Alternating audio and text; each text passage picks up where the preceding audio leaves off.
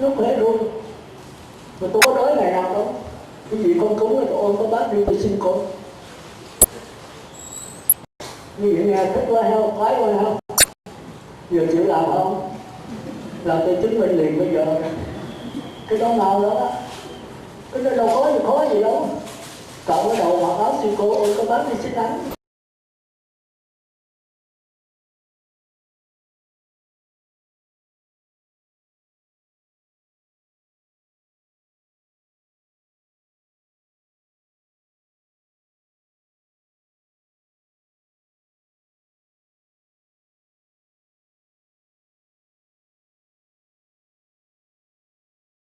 Hai 15 phút nữa cho quá tí rưỡi trên 15 à.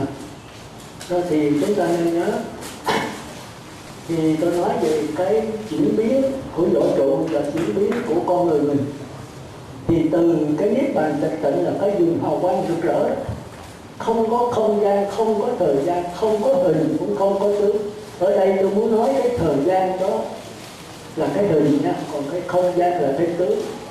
Cái hình này, hình là cái hình dòng nước, chúng ta ngồi xuống sông chúng ta thấy cái đó kêu là thời gian, tức là nhận thức đấy. Còn không gian đó tức là những cái lượng sống, chúng ta kêu là đối tượng nhận thức hay là vật lý và sinh lý. Còn cái kia cái thời gian chúng ta kêu là tâm lý. Đáng nghe nha, tâm lý là có quá khứ, có hiện tại, có vị lai. Còn vật lý, sinh lý, không gian thì có mười phương, đông tây nam bắc, đông nam tây bắc, thượng và hạ. Rồi từ cái dùng đi không gian, đi thời gian, cái dùng hào quang rực rỡ đó, đứng lặng bất biến đó, đứng lặng là chơi, bất biến là chơi, thì cái này là chơi thiệt đấy. Thì cái này kêu là A-la-hán. Rồi nó chuyển biến chậm lại, nó cũng chưa có tướng, thì nó bắt đầu nó có cái hình. Thì chúng ta kêu là ai lại gia của mình đấy. Cái này mới là ai lại gia của quý vị. Còn quý vị có ai biết gì đâu. Ai lại gia thức của quý vị không biết. Nhưng mà Bất Lai nó biết. Bất Lai thấy được cái này, nằm cái đó. Nhưng mà cái khi thời gian khi ông gia phải A-la-hán nó thấy.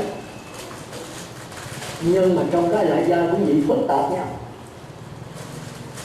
Tất cả hiện tượng á, tam giới di tâm là tất cả tam giới đều do trong cái niết bàn tịch tịnh của A-la-hán. Cái đó không có hình tướng gì hết. Rồi hình tướng bắt đầu từ dạng pháp di thức là do cái thức hay là gia của vị nó biến ra cái cảnh khổ bây giờ. Thì cảnh khổ bây giờ là do cái gì biến ra, do ai là gia thức của quý vị, của tôi, của tất cả. Nhưng mà đầu nó chưa có biết. Nó chỉ là một cái vùng hào quang mờ. Thì cái mờ này đó là học Phật kêu là vô minh. Nào hay là vọng tưởng kiên cố, nó chuyển biến theo cái đường thẳng, tức là nó không có sao động. Mà đã chuyển biến là vọng, mà tính là không có sao động là trên vọng hòa hợp. Rồi nó xuống dốc nữa thì thành cái mặt trăng thứ hai, tức là cái này kêu là cái biết xuống nữa thì kêu là cái thấy, tức là cảnh giác. Thì cái này bất nhất dẫn lại thánh thứ hai nằm ở trên này thấy được cái này.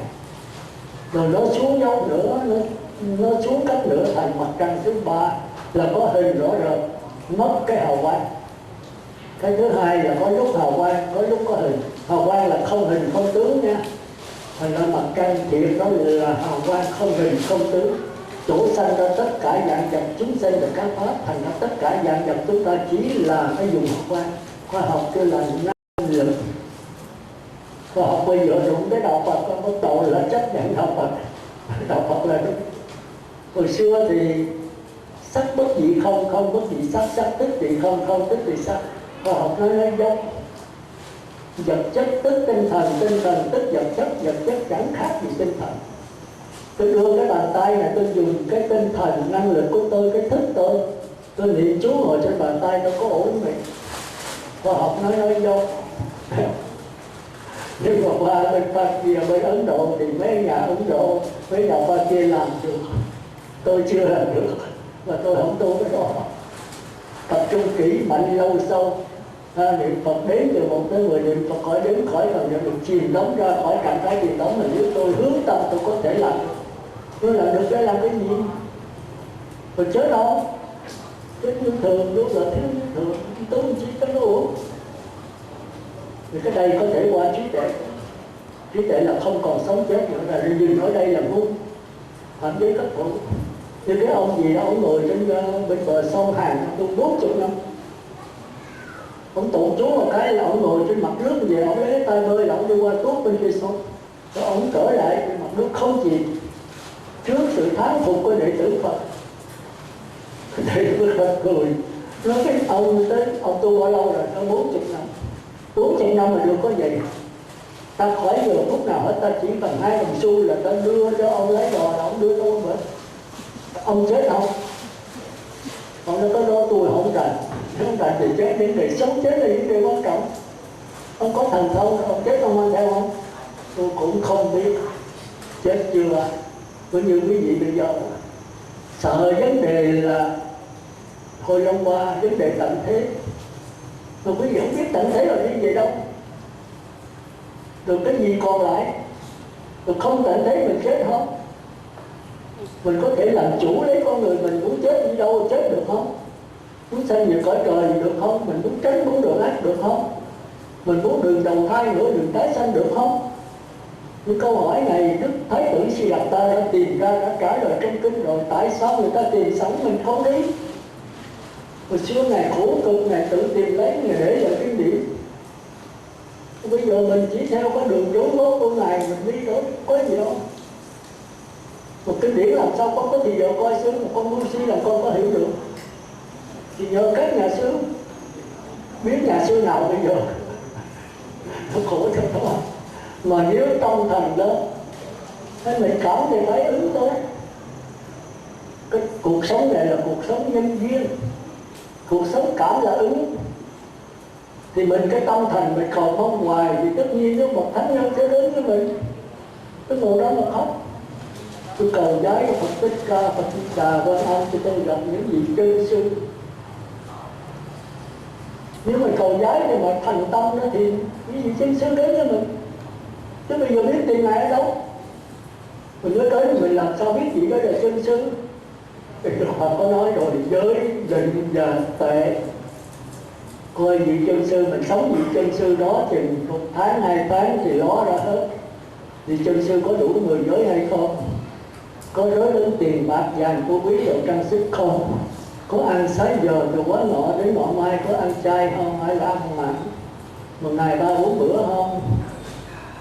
Có ngồi ghế cao nằm giường động, có nghề ghế xích đu mà lắc đồ, có hút thuốc và chữ ô không? Có trang điểm phấn son mặc đồ quý gia đồ hồ vàng không? Có chi đầy xe đai đồ không? Có mặc đồ tốt đẹp không? Thì mà ở thời gian mình biết gì? Thì cái này mới là cái thân thôi. Còn mình hỏi Pháp thì như này tu cái tâm làm sao? Thì bằng đầu tu tứ thiền là có một người trời đây chưa phải là chân sư. Mình theo ổn là mình xem gì có trời. Nhưng mà không qua cái này, không qua bất nhã được. Mà ông dạy mình qua cái niệm Phật đến từ 1 tới 10 niệm Phật coi đến khỏi lòng niệm Phật. Cái này qua được chìm đắm trạng thái qua còn dễ. Rồi tứ thiền đó là xả nhị thanh tịnh, không có cảm giác, không có, chỉ có tư tưởng không. Thế thì tôi có giảng mấy lần. Vì thầy là khi được chấp nhận đó. Đây là sống hiện tại đấy. Không có quá khứ, không có gì đâu. Còn tam thiền còn quá khứ gì đâu. Còn tịnh là còn quá khứ gì đâu. Còn tứ thiền là không có tịnh, chỉ có tưởng thôi. 100% là tư tưởng. Bữa nào tôi giảng lại, chúng ta phải nghe nhiều lần. Tôi giảng nhiều quá quý vị điên luôn. Tôi thì 40 mấy năm rồi, tôi có thể là đi sâu ra được. Đó, rồi quý vị coi là nếu qua bát nhã thì người ta, ông sư này sẽ giảng bát nhã đi tư tưởng khác nhau làm sao? Giữa người trời dục giới với nhập lưu nó giống nhau làm sao mà nó khác làm sao phân biệt được? Rồi giữa thánh thế gì đó là giới sơ thiền, giới sơ thiền, nhị thiền, tam thiền nó khác nhau làm sao?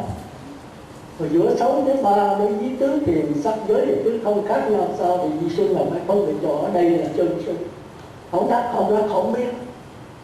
Nhưng mà ông dạy quá rõ. rồi mình chỉ thực hành thôi. Cái này bây giờ không có đất thì mình cũng phải thực hành đó, nhưng mà thực hành không thợ sai lạc, không sợ lọt vào ngũ ấm ma. Người trời mà nhận là nhập lưu ngũ ấm ma. Người trời mà biết là người trời nhập lưu, biết rõ người trời thì cái này là lọt vượt khỏi ngũ ấm ma. Còn quả tánh thứ hai thấy rõ người trời là cái sơ hở, không dính mắc vào đó, thì đây là quả tánh thứ nhì. Còn thấy lờ mờ rồi dọt trốn cái là đụng không chạy được thì dính nữa, thì cái này là tu quan trọng. Bây giờ tu cõi trời thôi. Còn bây giờ Kiền Sơn Sư không có thì sao? Thì Đức Phật mới nói là sau này mấy vị chân sư ít lắm, mấy ông kêu nhau nghĩ này kia, mai lắm một hai người gặp thôi. Còn bây giờ đại trà là đang rốt nát, đang hoàn cảnh nó bức bách, đói kém từng lưng chạy ăn từng bữa tốt mồ hôi, làm thì không ra tiền mà xài ra nhiều, chồng chất lên khùng rốt trời. Chúng ta sống tiện nghi quá đầy đủ. Bây giờ cúp điện một cái là quý vị khóc liền, cúp nước một cái nữa là quý vị đòi cái đất quý vị nhảy. Quý vị sống đầy đủ quá, tiện nghi nhiều quá. Ông bà chúng ta hồi xưa không có điện là làm sao sống? Những sống nhanh, sống còn khỏe hơn bây giờ. Quý vị nhớ để thầy 100 năm trước làm sao có điện. Cái xe đạp còn không có. Cái đĩa làm sao có, cái đĩa hát máy bự đem thui vậy đó, mà một nhà giàu nó mới có. Bây giờ có đâu bỏ mất rồi. Rồi tới băng bây giờ cũng bỏ băng tới đĩa. Bây giờ đĩa nén, đĩa diện MP3, MP4 tôi cũng chạy luôn. Tôi đậu nó rớt cái đó, tôi dốt. Tôi nói thật, là tôi thích dốt cái đó. Mà chúng ta có ăn lại đâu. Hưởng thụ chừng nào thì uống nước muối chừng ấy. Bây giờ chúng ta khổ đau người xưa. Và Đức Phật phải nói thôi, các con chỉ nhất định tôi, các con qua vô điện đạo Phật, vô Phật là không có thầy, không có pháp môn. Còn mấy con đã quen tu là sửa rồi, bây giờ không sửa là mấy con tu không được. Sửa là nước chảy xuôi, mà không sửa là thì ai chống được. Sống hoàn toàn khác như người đời ghét. Bây giờ ai mà sống đơn giản rồi ngoài đời rất là ghét, nhất là thế giới ngoại quốc. Tôi nghe Việt Kiều thì kể cho tôi, đi ra ngoài đường đó mà không to xong giờ phấn đấu nó không cho đi. Phải làm giống thịt. Nó mua sách cái vỏ gì đó mà mua cái vỏ để tiền cái hiệu khác, là mặc dầu mắc tiền và cái hiệu khác là nó không. Cái hiệu xịn đó, cái hiệu mà nổi tiếng đó. Mà mất càng văn minh chừng nào càng ngu si chừng ấy. Ăn uống cũng vậy, chúng ta gạo làm sao cho thịt trắng, cho thịt mềm, bỏ vô miệng ăn khỏi ngay. Mà không có nước miếng mà làm sao tiêu. Mà cái chất cám là chất bổ nhất đâu ăn. Bây giờ nó đau quá mới trở lại gọi lưng. Thì chúng ta thấy ở nhà 70-80 tầng lầu, nó nóng muốn chết già luôn. Rồi bằng máy, rồi máy điều hòa không khí gì. Mà không khí ở lâu mà ra ngoài không kéo là chết chất. Hồi xưa thì đâu có nhà cửa chạy gốc cây. Bây giờ nó thiệt cái gì không chỗ nào mát hơn gốc cây. Cái gì thử đi, nó nghe là thôi. Ở đây là tôi không cho ông nào sửa khóc hết. Tất cả đều ra ngoài sân ngủ. Trường nữa là đâu. Chính tôi cũng ra ngoài trời tôi ngủ trường Hộp Bình. Tôi là ngủ không có đói là bên ra ngoài. Rồi cái gì ngủ ngoài trời mà thức dậy tỉnh táo vô cùng mát mẻ, uống phía đó nó tội. Rồi vô trong nhà đóng cửa bít hết, sợ ăn trộm có vô lấy đồ. Trời đất ơi. Rồi mở quạt máy, có người đừng có mở quạt máy sáng nó vô là kêu luôn. Nó đựng ra mồ hôi rồi quạt máy nó hít cái không khí độc ra. Quạt máy đâu phải là gió thiên nhiên, mà gió nhân tạo. Cái quạt máy này tôi không chịu nổi. Lên xe mà máy lạnh tôi cũng chịu không nổi. Mà mở cửa ra cái gió ngoài trời, gió chừng nào tôi khỏe chừng ấy. Mà sống quen. Mà quen cái thiên nhiên thì bao giờ cũng là sống dai, mà con người nó thoải mái. Thôi giờ trở lại. Do đó Đức Phật biết con người sau văn minh chừng nào càng chân xương chừng ấy, càng ngu chừng ấy. Thì không thể qua đạo Phật được. Phải sống ngược với đời là nó đẩy mình. Bây giờ phải có phe đảng. Chẳng những phe đảng ở ngoài đời, ở công chức làm việc, phe đảng ở trong tôn giáo luôn. Chạy đâu? Mày sống cá là không được. Mày đâu có vậy, người Đức Pháp đó là ông nào đã giữ tiền mà không giữ là phạm với tấn thủ. Ông nào ta đi giấc thì không đi phạm giới cấm tụ, người ta ăn chiều mà không ăn là phạm giới cấm tụ. Chết rồi ông sư nào giữ giới là phạm giới hết. Ông nào không giữ giới là phải là đại thường thoải mái, thủng tay vợ chồng, đừng dính mắt thôi. Thì câu đó là Phật nói, và đừng dính mắt được không? Nói thì gây dễ, trời ơi, uống rượu mà không sai, gần sắc không đóng, gần tiền mà không nhiễm. Tôi nói cái đó tôi không có trong đó rồi. Đức Phật nói, các con làm sao đừng sắc, đừng có đóng, đừng tiền, đừng có mê, uống rượu đừng có sai, đã sai đừng có loạn. Cái đó là mấy vị Bồ Tát Thánh A-la-hán trở lên, tôi nghe thì giỡn không? Đức Phật mới nói thôi bây giờ các con khó mà qua cái đạo Phật được. Thôi có con nhất niệm người trời thôi. Mà người trời quý vị cũng chưa chắc. Như tôi nói thì người trời niệm Phật đến từ 1 tới 10 niệm Phật đến chưa phải là người trời thật sự. Còn bắt cái hai tay. Nam mô giờ Phật 1, Nam mô giờ A Di Đà Phật 2, nó phóng kéo trở lại phóng là đi về dục giới. Cà phê thuốc hút ở tiệm kéo trở về con niệm Phật để nó có cái hỷ lạc bên trong, không có tranh bên ngoài nữa. Rồi nó phóng nữa kéo nữa thì làm sao giả sanh? Con tập niệm với nhất niệm tranh giành nhau, tới chừng nào khói còn niệm Phật vẫn có tiếng niệm Phật, không cái gì xen vô hết, thì người này có thể sanh về cõi, tự lực sanh về cõi trời. Rồi phát nguyện A Di Đà ơi tiếp dẫn con, A Di Đà tiếp dẫn gì? Về đó gặp A Di Đà là đắc quả nhập lưu liền. Tôi thấy ở đây mình tu bây giờ 10 kiếp cũng chưa chắc đâu. Vì không có Phật, mà cái đức của Phật rất lớn. Chúng ta nhớ hồi xưa Phật Thích Ca còn nào xá lợi Phất một kiền liên đó đắc người trời. Nghe Đức Phật tiếp bài pháp đầu tiên đó là đắc quả nhập lưu. Có gì đắc quả nhất dẫn lại, có gì đắc A-la-hán. Còn bây giờ tôi thuyết quý vị nghe 1000 là quý vị cũng không qua nhập lưu được. Tại sao vậy? Tại vì tôi không có đức, tôi có đắc quả gì đâu. Cái người lui mà dẫn người mù thì cũng vậy. Còn trong thuyết pháp là học căn học cơ, Đức Phật mà thuyết một cái là biết cái linh hồn quý vị trình độ cỡ nào. Mà nếu quý vị lớp 1 thì Đức Phật đưa lớp 2, mà lớp 2 là đưa lớp 3, lớp 7 là đưa lớp. Tôi là sinh xong, cái gì tiếp thu được thì là không được thì nói, cái mà chịu. Tôi mà chưa biết tôi mà làm sao biết gì được. Thành ra không gặp Phật ra đời một cái đại bất hạnh. Như vậy thì muốn về cảnh cực là phải làm sao? Đây là cái mấu chốt. Nãy giờ tôi muốn giảng là tôi đi vòng vòng ngoài, thì quý vị đã biết rồi. Có 3 điều. Thì đó là giới định tuệ đó. Thì bên tịnh độ kêu là hành, tính và nguyện. Nguyện là huệ là quan trọng nhất của đề đấy. Duyên nguyện quảng sanh. Nắm cái nguyện là nắm hết. Giới định tuệ thì cái tuệ là quan trọng nhất. Nắm tuệ là có giới định trong đó. Còn có hành tính mà không có nguyện không giảng sanh đâu nhá. Thành ra phải nắm một cái nữa. Còn bên kia giới định tuệ, giới định có thể là không, có thể là không về cõi Phật. Cái huệ, cái tuệ với cái nguyện là cái hiệu dụng. Quý vị có cái ca uống nước, có cái chai nước khoáng, thì cái tướng của chai nước khoáng là cái tướng chai tròn dài. Và cái định chai nước khoáng là do 7 chất hợp lại: đất, nước, lửa, gió, hư, không. Kiến thức nó mới có cái này mới hợp thành một cái chai nước khoáng. Cái thể rồi chai nước khoáng dùng để đựng nước, nước khoáng dùng để đựng nước mưa uống, hoặc dùng nước cà phê, thì cái đó là cái diệu dụng của nó. Mà hãy có diệu dụng là phải có chai nước khoáng và phải có cái hình tướng của nó. Quý vị có nắm cái dụng là có đủ trong đó hết.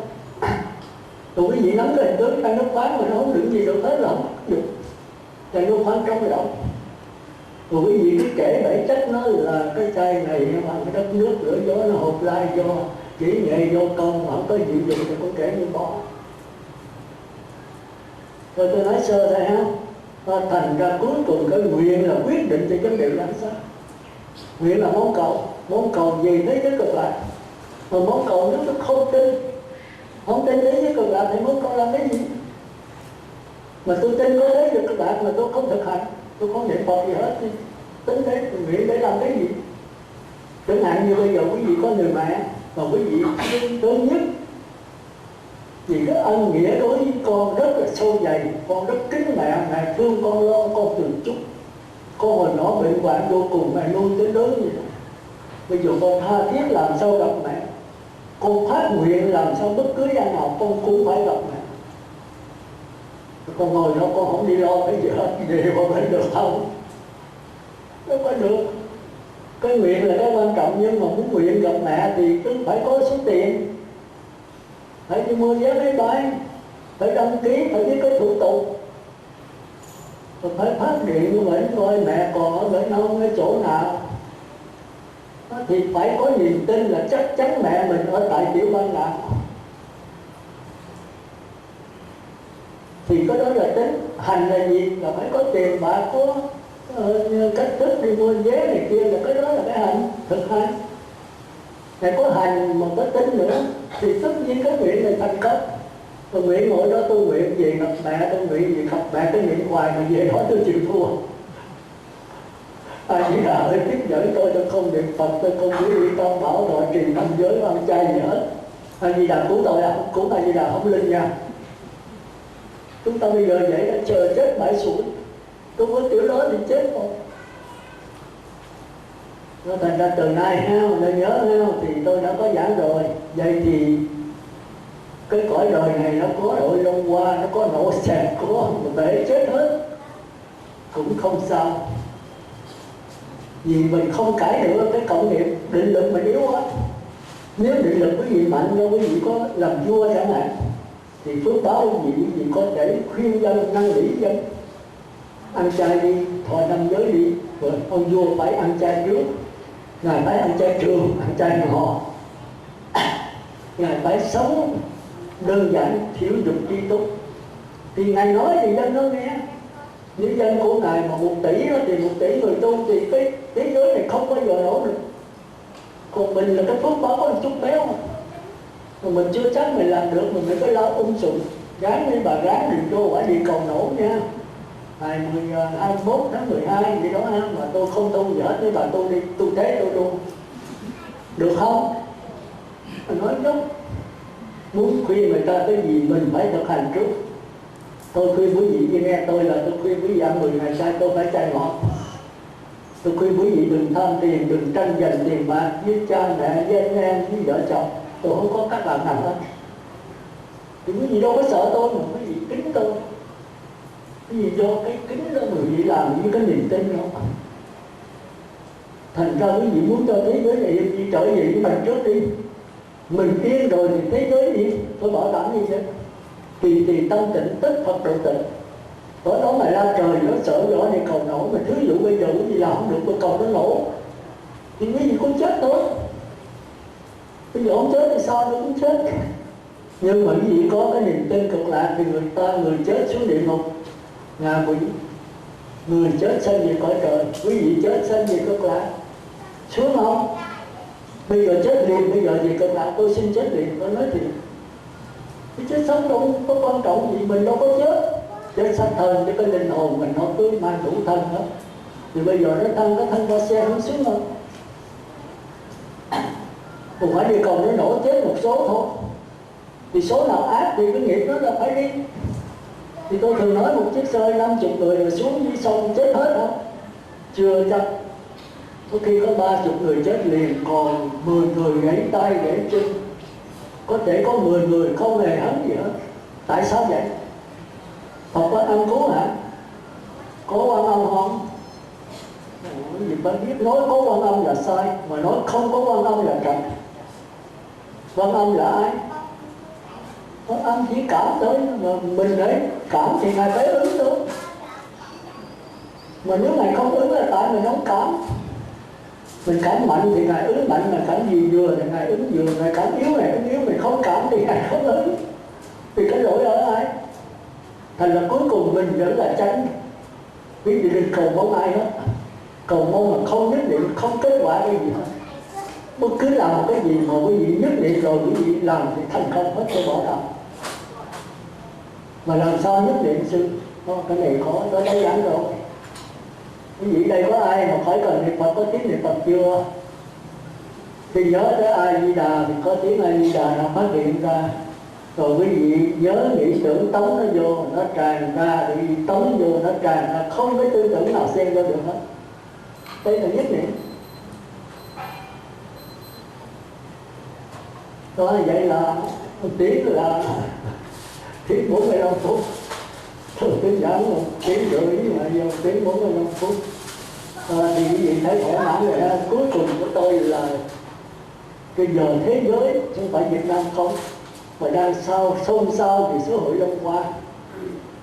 Mà mấy vị tiên tri cũng như sống trạng trình, ông Bình Phú Sổ thì không dám tuyên đối giờ, chỉ tuyên đối cái năm đó thôi. Là bởi vì sao? Thì thế giới này là thế giới có nhân duyên, đủ duyên thì nó phát triển. Chỉ có khoa học, có nhà siêu tinh người đã mới quyết định ngày tháng luôn. Thì thế giới chung mình nó trùng với sống giảng trùng Việt Nam đã nói lâu rồi đó. Tàu bắn nhau sao máy bay, cái tàu bắn chiến tranh nhau Thái Bình Dương thì sao đủ cái dùng mỏ dầu lửa. Thì bây giờ thật sự có dầu lửa Trường Sa Hoàng Sa. Trung Quốc đây là chiếm hết rừng Việt Nam đã chết mỏi luôn. Thì phải đánh đó. Thì tất nhiên là phải chiến. Bây giờ mình cho chiến tranh sao? Chống lại sao? Cái đó không phải là đạo Phật. Chúng ta thấy vua A Xà Thế đó mà đem quân giết là họ thích, là dòng của Phật Thích Ca. Ngài ra cản 3 lần. Lần thứ 3 nó không nghe, lần thứ nhất nó nghe lời, cái gì nó nghe lời. Lần thứ 3 nó không nghe lời, nó kéo quân thẳng qua đánh giết hết trơn, không còn một người. Thích Ca làm cái gì được? Vua Tần Bà Sa La mà bị ông con ruột A Xà Thế giết, Đức Phật hay làm gì được? Tất cả đều là vô duyên khởi. Duyên khởi thì Ngài đủ duyên thì Ngài cũng phải chịu. Ngài có thể sửa được, nhưng mà sửa thì Ngài không phải là Phật. Con người Phật là ta đóng sống trên những chuyện, ta không bao giờ chống lại. Có ngoại đạo là dùng thần thông của tư tưởng để chống lại. Còn thần thông của trí tuệ là duyên khởi thì cứ để duyên khởi. Đâu có chết thiệt mà sợ. Nếu nó chết mà nó tiến hóa cho nó chết. Nó chết mà nó sa đọa cứu nó. Còn nó sống mà nó sa đọa cho nó chết. Nó sống mà tiến hóa cho nó sống. Không phải cần cái tiến hóa, mà tiến hóa đừng có dừng ở chỗ đó. Dừng chỗ đó là phạm giới cấm kỵ. Dùng cái tiến hóa này để qua cái bất tử. Thì đại khái đạo Phật là vậy. Thành ra quý vị nghe là từ nay quý vị đừng có sợ cái gì, quý vị có sợ rồi đó. Thì sợ cái điều duy nhất thôi. Là sợ ai? Sợ ai? Sợ mình thôi. Không người nói kỳ, xin nói kỳ, mình mà sợ mình hả? Còn sợ ai? Ai làm cho mình xuống địa ngục? Ai làm cho mình thành Phật?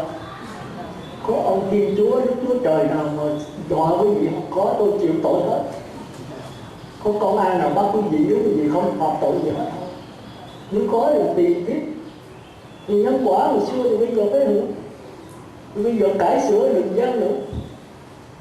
Mà bây giờ quý vị nướng đừng có nhân quả hiện tại quá khứ vị lai, quý vị qua đâu không? Chỉ có hiện tiền quá khứ không có, hiện tại không có, vị lai không có thì cái này cao. Cái này là nhân quả đồng thôi. Còn bây giờ chúng ta sống nhân quả khác thôi. Giao cái hồng chay lên không phải là lên liền. Phải thời tiết nhân duyên chăm sóc này kia rồi nó mới ra trái được. Có khi thấy nó tốt rồi ra trái cái đống rồi nó được ngừng quá được chưa ra. Một trận bão tới không còn một cái. Nhân duyên tới làm sao cải được. Do mình biết phước báo. Thành ra Đức Phật nói do phước báo. Thành ra không bao giờ này mà dịch cốt của người giàu trên cho người nào, không bao giờ có cái vụ đó. Nhưng mà Ngài giảng cho người giàu biết anh giàu là cho đó phước báo anh gì. Mà hữu phước tất cả hưởng tận. Anh cho người ta thì anh giàu dài dài. Còn anh mà hưởng hết thì anh sẽ nghèo trở lại. Mà nếu anh bố thí cái tâm anh rộng thì anh càng ngày càng giàu thêm. Nhưng mà đây không phải đạo Phật. Anh phải bỏ cái giàu sang, anh bỏ hết tất cả luôn. Anh phải xuất gia. Hồi đó tôi vô tôi bực cái này. Chứ còn khi là người nghèo phải bố thí. Nghèo trần trụi mà có gì bố thí, hai ông vợ chồng có bộ đồ mà ngài biểu phải bố thí đâu ở trần. Cặp đất mình sống nữa. Hai chồng đi chợ làm thì vợ nhà ở trụ, có bộ đồ nghèo tới vậy sạch xương máu. Khi bà vợ mà đi chợ bộ đồ thì chồng ở nhà phải ở trụ. Thế mà Đức Phật lại xin có bộ đồ đó. Nhà phải bố thí. Ôi, bộ đồ hôi hám gì mà để tìm lấy cây thọt ra cho Đức Phật. Cứ năn nỉ Đức Phật là tụi con không còn cái gì hết. Đức Phật không đi, không dám ra. Tụi con đem bộ đồ con trần truồng mới lấy cây thọt cái bộ đồ đó ra. Đức Phật nhận liền. Người không hiểu đạo thì không hiểu đạo Phật. Cái ông Phật này kinh khủng. Phật tử người ta cúng cả mấy ngàn bộ đồ còn có. Cái này cái bộ đồ của hai vợ chồng nó mà đang mặc hôi hám này nhận lên vậy thì sao? Đạo Phật là đạo có cái tâm, chứ không phải đạo vật chất. Chúng ta hiểu đó chúng ta mới thấy cái sâu xa. Cho ra một người mà có 1 đồng bạc hay là có 1.000 đồng an thổ tiếng mà cho hết 1.000 cái nhịn đó. Với một người có 10 tỷ bạc mà cho 8 tỷ, thua một người có 10.000. Tôi dám nói, nếu tôi nói sai tôi chịu tội. Tại sao vậy? Người cho 10.000 với người cho tới 10 tỷ mà 10 tỷ có phước không bằng 10.000. Chúng ta cho bằng cái tâm thành. Cho 10.000 bạn để rồi những đó suốt ngày. Có 10 tỷ mà cho 8 tỷ còn 2 tỷ sống nhanh, khỏe đó. Cái tâm nó nhỏ bé rồi. Mà chúng ta so số tiền mà chúng ta thấy nó vô lý. Nhưng mà chúng ta so với cái tâm này chúng ta thấy có lý.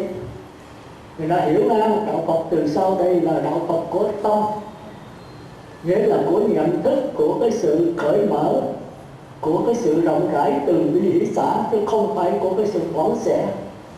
Vật chất càng nhiều thì càng đau khổ, ăn cốt cho việc mình. Của thuộc 5 nhà ta chẳng có. Thân mà ăn cho đã rồi thuộc về 4 đại chẳng có ta. Thôi bữa nào tôi đăng tiếp ha, để chúng ta phải hiểu cho rõ. Thì hôm nay tôi muốn quý vị làm sao đừng có sợ vấn đề mà thế giới đang xôn xao, trở lại địa cầu này nổ. Sợ quý vị nổ thôi đó, quý vị đừng có nổ. Vì thế giới này không nổ đâu, mỗi người trở về với mình. Thành ra Đức Phật có nói một câu quý vị nhớ là thắng vạn vương không bằng tự thắng mình. Tự thắng mình là chiến công oanh liệt nhất, và các con phải cúi đầu và suy gẫm đó. Phải thắng mình thì thắng cả thế giới. Đức Phật thắng ai? Thắng mình. Biết người không bằng biết mình. Biết mình là cái trí tuệ đầu tiên nhất. Mà biết mình là gì? Chưa có ai biết mình, chưa có nhập lưu với biết mình. Có người trí tuệ là có người biết mình. Biết mình là biết cái diễn biến của sắc thọ tưởng hành thức. Khi nào mà nổi sân cái diễn biến là sao? Đâu có biết gì đâu. Thì do tiếng chửi, do cái lỗ tai mình nhận lấy cái tiếng chửi chưa có nổi sân đâu.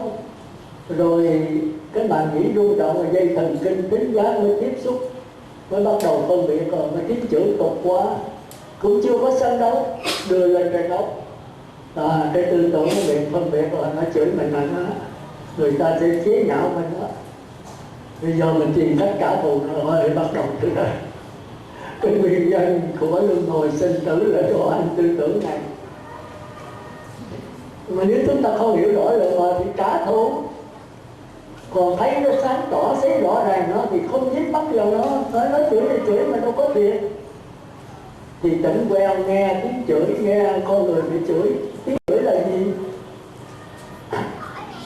Là đất nước để giáo hợp lại con người mình là gì? Cũng là đất nước để giáo hợp lại. Nó chửi mình nói là gì? Cũng là đất nước để không có ai thiệt hết. Mình đi nổi sân làm cái gì? Thôi chúng ta xin sở qua, sau này tôi kể lại nha. Vậy thì chúng ta cố gắng giữ năm giới vì tam bảo. Nào không sát sanh, phải phóng sanh, không trộm cắp mà phải bố thí dài dài. Mỗi người đã tuổi có rồi, tôi gặp là tôi chưa cả nữa. Thứ hai vì phải niệm Phật đến từ 1 tới 10, niệm Phật khỏi đến chưa được, khỏi cần niệm Phật nữa thì tôi bảo đảm một phát nguyện nhá. Còn không là tự lực không phát nguyện sanh gì cõi trời. Còn nếu chưa được nữa thì xuống 4 đường ác thì đừng có la trời tại mình. Còn nếu mà chưa được nữa, nó niệm Phật có ăn chay mà chưa được nữa, phải nhờ ba nội điện, phải nhờ người khai thị lúc hấp hối. Thành ra tới chùa nào tôi cũng khuyên làm các ba nội điện, nhất là sư cô trụ trì nói thôi. Còn không có là tôi tiếp tới. Nên lúc đầu cho Phật tử xuống tiếp, rồi sau lần rút giao cho người đó. Mình phải lo con người hai cái, một cái thân, một cái tâm. Cái thân là phải ăn kiêng cử, ăn ở đó bố mẹ, ở đây tôi có cái quán từ thiện rồi, tôi khuyên Phật tử nên cho ta ăn, nhất là do mấy người nghèo. Ta không có tiền bạc, ta lợi ta lấy cơm gì ăn, mà cơm này là cái cơm thuốc nữa, ăn vô trừ bá bệnh. Còn mà khi có chuyện gì sắp hấp hối thì cho cái ban hồn như này, người ta đi tới người ta cứu mình. Không tiền không bạc gì, hai cái không nào có tiền. Mà nếu cái hậu sự lo không nổi thì các bạn Phật hội thì người ta có cái vị, người ta lo luôn cho sướng quá rồi còn cái gì nữa. Không tôn nó còn đợi bao giờ.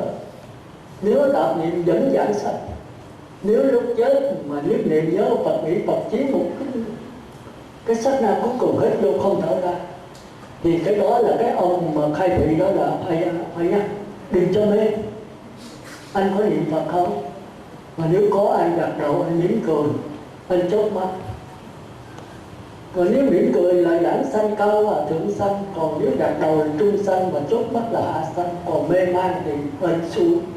Cái vấn đề giảng sanh đừng để hên xui, chúng ta nên nhớ như vậy. Thì chúng ta phải nhớ cái chỗ đó. Rồi sau khi chết rồi đó mình coi tỉnh táo không? Nếu tỉnh táo mà chết rồi có niệm Phật không, mỉm cười đi là trung sanh, còn anh gật đầu trung sanh, chớp mắt là hạ sanh, mê man là hên xui. Thì muốn coi giảng sanh hay không, coi 8 tiếng tay chân mềm. Người chết mà tiếng hay 5 phút, 10 phút rồi, nếu xuống địa ngục sâu ha, tay chân như khúc củi. Còn 8 tiếng, 9 tiếng, 10 tiếng mà lỡ để tay chân như người sống quẹo đeo, thì người này là sanh cao. Cái đó có triệu chứng ở trong kinh nói rõ ràng, di thức nói rõ ràng. Rồi muốn biết nữa đó, bảo đảm nữa cái thứ ba. Thì cái này phải người khai thị, mấy nhà sư, người có đức nha.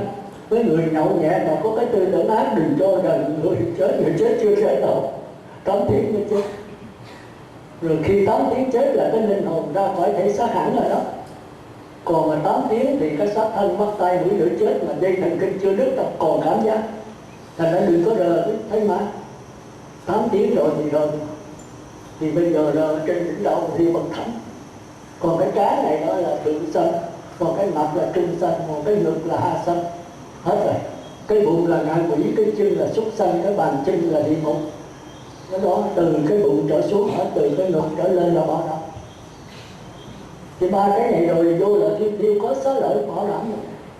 Còn cái gì bằng nữa? Mấy vị hòa thượng ta tu hồi 6-7 tuổi mà tao tu tịnh độ, có người chết không có sức tự lực không nổi.